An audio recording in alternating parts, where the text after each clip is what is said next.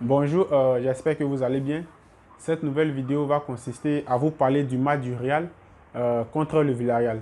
Et le premier club que j'ai voulu toucher, c'est Villarreal. Franchement, aujourd'hui, Villarreal a montré une très belle image.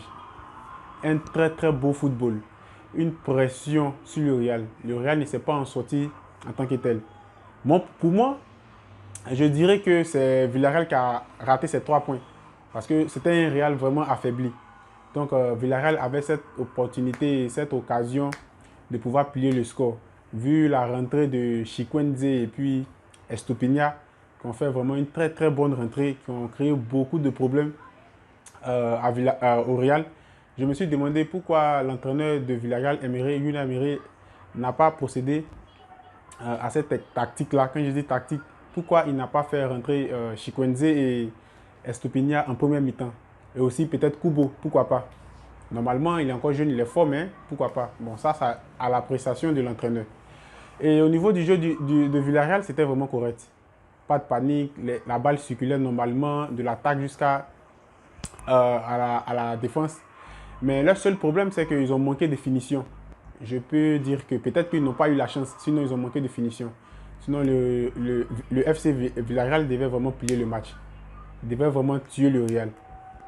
Franchement, quand j'ai regardé le match jusqu'à la fin. Et bon, pour le Real, j'ai sélectionné quelques éléments au niveau du contenu. Quand je parle du contenu, je parle du jeu du Real sur ce match dans l'ensemble. Le jeu du Real vraiment n'était pas bon. C'était pas un bon jeu, c'était pas un Real qu'on attendait. Je vais commencer au niveau de l'attaque. Au niveau de l'attaque, la seule personne qui m'a impressionné, c'est Mariano Diaz. Pour quelqu'un qui ne joue pas pratiquement beaucoup de matchs, qui rate vraiment beaucoup de matchs. Et aujourd'hui, sa rentrée a montré que c'est quelqu'un qui veut vraiment apporter quelque chose au Real.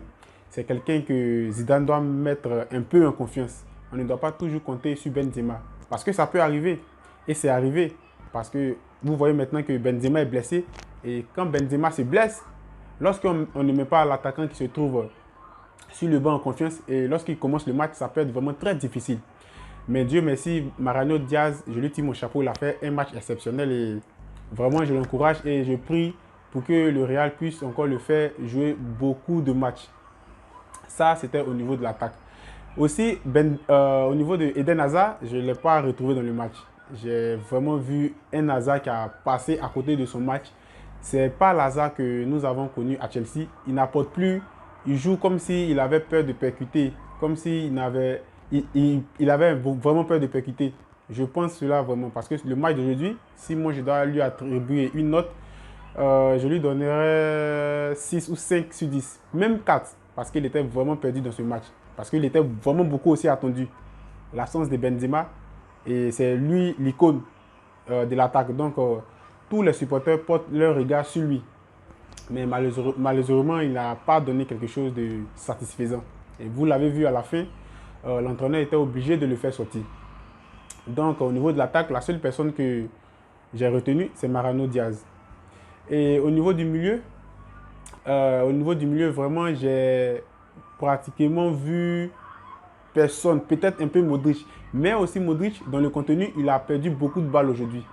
Vraiment beaucoup de balles. Pour quelqu'un qui a suivi le match jusqu'à la fin, il verra que Modric a perdu vraiment beaucoup de balles. Des balles qu'il ne devait pas perdre parce que Modric, on le connaît, avec sa qualité de passe, sa vision du jeu, sa technique, sa lecture du jeu.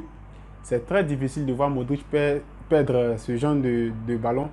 Mais aujourd'hui, sa moyenne, je lui donne une moyenne normale. C'était pas trop dans la norme. Et au niveau de Toni Kroos, vraiment, je ne l'ai pas vu. Moi, personnellement, Toni Kroos, je ne l'ai pas vu. Je n'ai pas pratiquement vu Toni Kroos. Il était un peu perdu dans le match. Et moi, je ne lui donne pas une bonne note, peut-être 3, une petite note, pour qu'il puisse penser à faire quelque chose de mieux plus tard. Et l'autre, c'est Isco. Vraiment et franchement, Isco, je pense qu'il n'a plus sa place au Real. Son entrée, même son absence, n'apporte rien à l'équipe. Même quand il rentre, c'est comme s'il n'y avait personne. Donc, je pense que lui aussi, il doit chercher une porte de sortie. Ça sera vraiment mieux pour lui. Parce qu'il n'apporte plus. C'est plus le Isco que nous avions connu dans les années passées. C'est vraiment difficile pour lui actuellement de s'adapter avec ce nouveau Real-là. Avec beaucoup de critiques qu'il a, qu'il quitte le club ou bien qu'il attende le mercato hivernal pour chercher un autre club et partir peut-être s'imposer là-bas. Et l'autre élément, maintenant, c'est au niveau de la défense. Et la première personne que j'ai sélectionnée, c'est Varane. Aujourd'hui, franchement, il a fait un match correct. Parce qu'il sait que toutes les caméras sont braquées sur lui. Donc, il a vraiment besoin d'une confiance. Il est dans l'obligation de faire quelque chose qui est correct.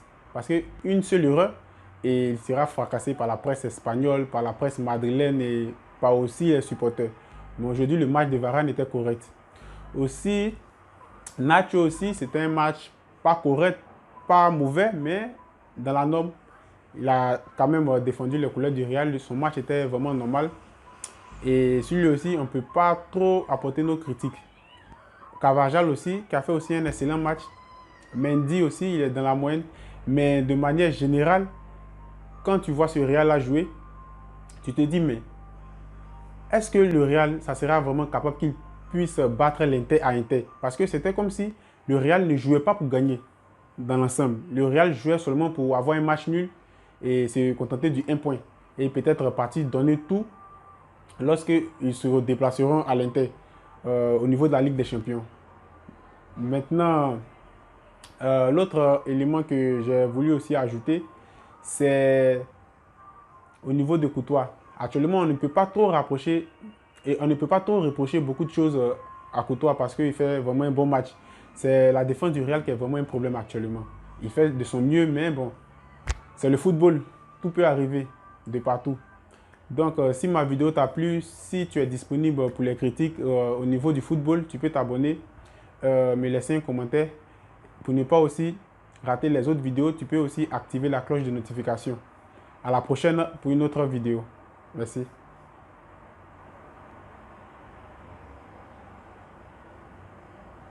Voilà. Là, tu es